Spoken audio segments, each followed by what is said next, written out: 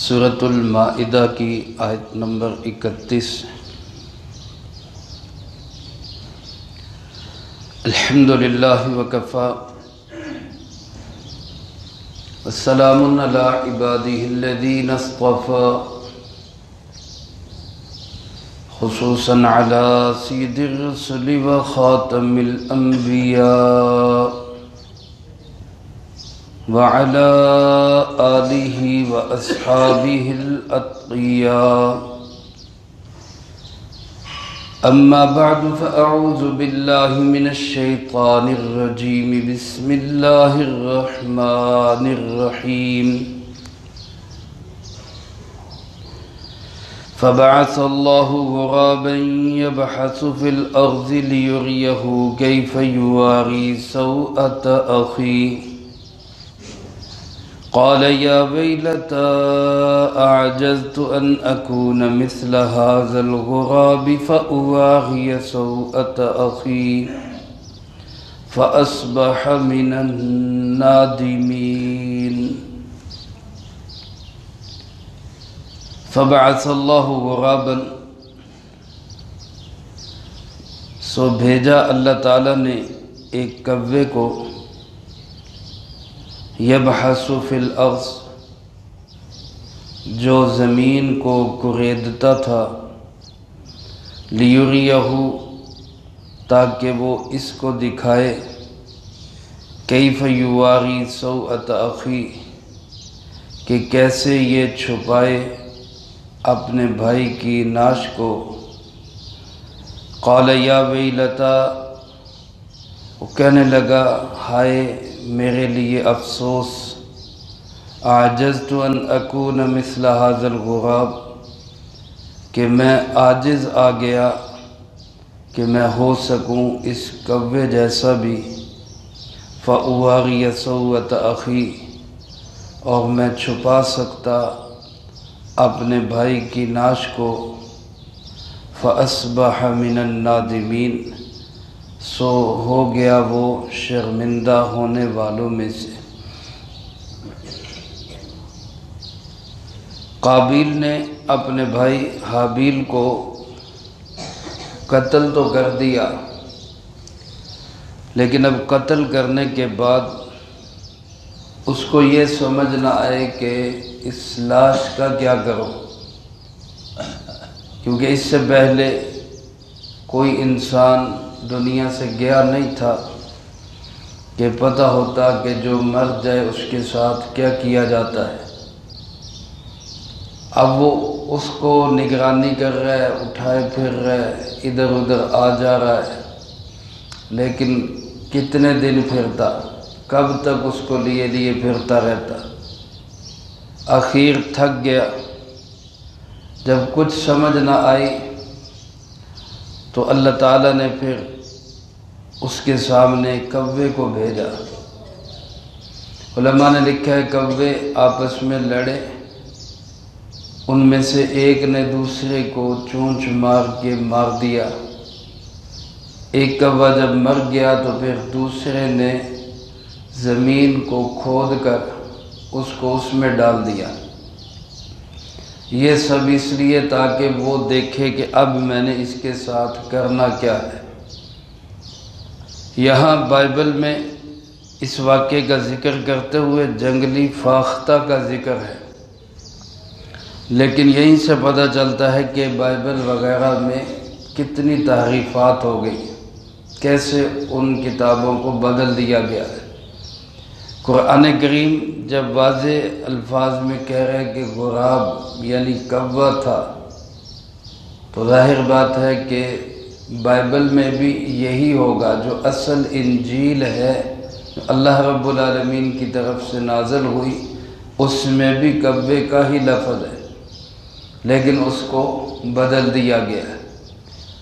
علماء نے لکھا یہاں کوے کی خاص طور پر تشکیل اس لیے ہوئی، اس مسئلے کو سمجھانے کے لیے اس کو خصوصیت سے اس لیے بھیجا گیا کہ آپ حضرات نے دیکھا ہوگا کووں کی فطرت میں ہے کہ جب ان کا کوئی ساتھی مر جاتا ہے تو وہ بڑا شور مچاتے ہیں، جب تک اس کو ٹھکانے نہیں لگا دیا جاتا وہ آسمان سر پہ اٹھائے رکھتے ہیں، گھومتے رہتے ہیں، شور مچاتے رہتے ہیں۔ تو گویا ان کی فطرت اور طبیعت میں یہ بات رکھی ہوئی تھی کہ وہ اپنے مرے ہوئے ساتھی کو کسی ٹھکانے پہ لگاتے ہیں۔ یہاں اللہ پاک نے اسی کوے کو بھیج کر اس کو سمجھایا کہ اب اس کو ٹھکانے کیسے لگانا ہے۔ اور میرے محترم دوستو، یہ سب سے بہترین ٹھکانہ ہے انسان کے جسم کو سنبھالنے کے لیے، کہ جسم کی تخلیق بھی کس سے ہوئی ہے؟ مٹی سے، منہا خلقناکم، اور جسم کی واپسی بھی کہاں پہ ہوگی؟ مٹی میں ہی ہوگی، وفیہا نعیدکم، اور قیامت کے دن دوبارہ جب انسان اٹھیں گے تو وفیہا نخرجکم تارۃ اخری، اسی مٹی سے ہم تمہیں دوبارہ اٹھائیں گے۔ تو انسان کو، جسم کو سنبھالنے والی چیز وہ مٹی ہی ہے۔ دنیا کے مختلف مذاہب میں اس کے لیے مختلف طریقے رائج ہیں۔ مثلا ہندو جو ہیں وہ اپنے مردوں کو جلا دیتے، جو انسان کی انتہائی بے اکرامی ہے کہ ایک انسان جو اشرف المخلوق ہے، اللہ کی سب سے بہترین مخلوق ہے، اس کو جلا دینا یہ اس کے ساتھ نہایت بے اکرامی والا معاملہ ہے۔ اور اسی طرح مجوسیوں کے مذہب میں کوئی انسان مر جائے تو اس کو اونچی جگہ پہ رکھ دیتے ہیں، اس کی لاش کو، میت کو اونچی جگہ پہ رکھ دیتے ہیں۔ کوے، پرندے، چیلیں وغیرہ اس کو نوچ نوچ کے کھا جاتے ہیں۔ اس کی ہڈیاں جب رہ جاتی ہیں تو ان کو کہیں ٹھکانے لگا دیتے ہیں۔ یہ بھی آپ حضرات محسوس کر سکتے ہیں کہ ایک انسان کی بہت سخت بے اکرامی ہے۔ اسلام نے جو ہمیں طریقہ بتلایا وہ یہ کہ نہلا کے، کفن پہنا کے، عزت کے ساتھ لے جا کے جس مٹی سے پیدا ہوا ہے اسی مٹی کے سپرد کر دیا جائے۔ کسی ہندو نے مسلمان عالم دین کے سامنے سوال رکھا کہ تم لوگ مردوں کو زمین میں دفن کرتے ہو، تعفن پھیلتا ہے، اس سے گویا کہ زمین کے اندر گندگی پھیلتی ہے، ہم جلا کے ختم کر دیتے ہیں، راکھ کو پانی میں بہا دیتے ہیں تو کوئی تعفن، کوئی آلودگی، کوئی گندگی نہیں پھیلتی۔ تو انہوں نے بڑا اچھا جواب دیا، فرمایا کہ میاں بات یہ ہے کہ قیمتی چیزوں کو ہمیشہ زمین میں دبایا جاتا ہے، اور جو خس و خاشاک اور کوڑا کرکٹ ہوتا ہے اس کو آگ لگائی جاتی ہے۔ مسلمان چونکہ قیمتی ہے، اللہ کے دین پہ آنے والا انسان قیمت والا ہے، اس لیے اس کو خزانے کی طرح زمین میں دبا دیا جاتا ہے، اور تم لوگ مشرک ہونے کی وجہ سے گویا کوڑا کرکٹ ہو، اس لیے اکٹھے کر کے آگ لگا دی جاتی ہے۔ اللہ پاک ہم سب کو اسلامی احکامات کی قدر کی توفیق نصیب فرمائے۔ تو فرمایا فبعث اللہ غرابا، اللہ تعالیٰ نے ایک کوے کو بھیجا، یبحث فی الارض، جو اس کے سامنے آ کے زمین کو کریدنے لگا، لیریہ کیف یواری سوءۃ اخیہ، تاکہ اس کو دکھائے کہ کیسے اپنے بھائی کی لاش کو ٹھکانے لگانا ہے، کیسے اس کو چھپانا ہے۔ تو جب اس نے یہ منظر دیکھا تو اپنے آپ پہ افسوس کرنے لگا، یا ویلتا، ہائے افسوس، ہائے ہلاکت، میں تو اس قدر بے بس ہوا، اپنے آپ کو پتہ نہیں میں کیا سمجھ رہا تھا کہ میں کتنا سیاںا ہوں، میں کتنا سمجھدار ہوں، میرے اندر تو اتنی بھی عقل نہیں کہ میں اس کوے جیسا ہی بن سکتا۔ یعنی بعد میں اپنے آپ کو ملامت کر رہا ہے کہ میں تو اتنا بے عقل اور اتنا گویا کہ بے وقوف ہوں کہ مجھ سے تو کوا ہی عقل مند ہے، اس کو پتہ ہے کہ میں نے اپنے مردہ بھائی کو کیسے چھپانا ہے، مجھے تو یہ بھی سمجھنا ہے کہ میں اپنے بھائی کو چھپا سکوں۔ فَأَصْبَحَ مِنَ النَّادِمِينَ، اللہ پاک فرماتے پھر وہ شرمندہ ہونے والوں میں سے ہو گیا۔ علماء نے لکھا ہے کہ اب بھی اس کو شرمندگی قتل پہ نہیں ہوئی، قتل پہ شرمندگی ہو جاتی توبہ کر لیتا، آدم علیہ السلام سے عرض کر دیتا کہ جو قانون الہی میں سزا ہے وہ سزا مجھے دے دی جائے تاکہ دنیا میں ہی میرا یہ گناہ جو ہے وہ ختم ہو جائے۔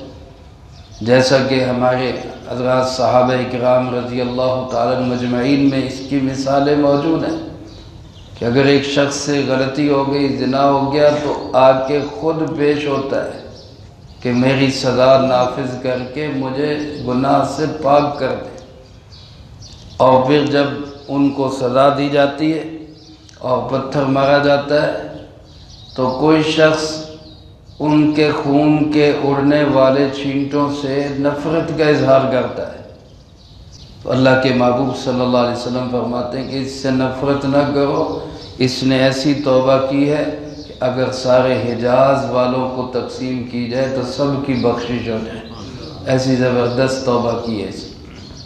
تو گویا ندامت اور شرمندگی تو یہ تھی کہ مجھ سے یہ غلطی ہو گئی، اس پہ شرمندہ نہیں ہو رہا، بلکہ شرمندہ صرف اس پہ ہو رہا ہے کہ میں اتنا بے وقوف ہوں کہ کبے کو مجھ سے زیادہ عقل ہے اور میں کبے سے بھی زیادہ بے وقوف نکلا۔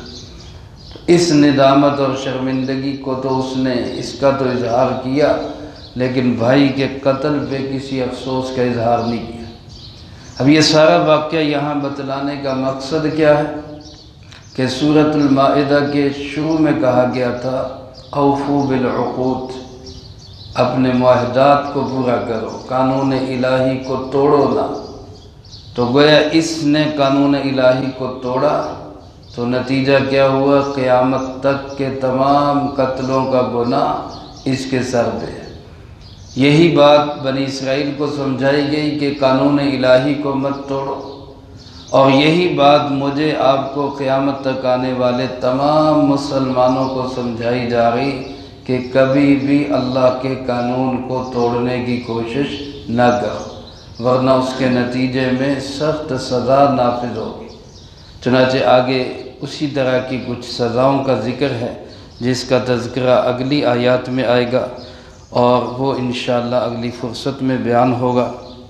ڈاکو کی سزا کیا ہے، چور کی سزا کیا ہے، یہ آگے سزاؤں کا ذکر ہے۔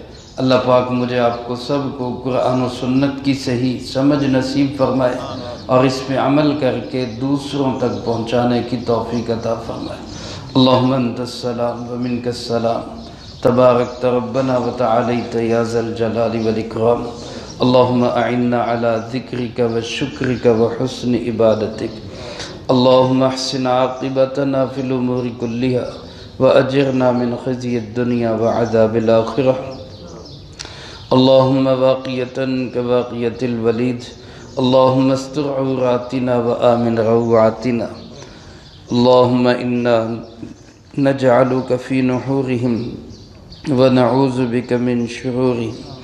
اللہم اکفنا بحلالک عن حرامک واغننا بفضلک عمن سواک۔ اللہم اکفنا کل مہم من حیث شئت ومن این شئت۔ رب اغفر وارحم وانت خیر الراحمین، رب ارحمہما کما ربیانی صغیرا۔ اللہم ربنا هب لنا من ازواجنا وذریاتنا قرۃ اعین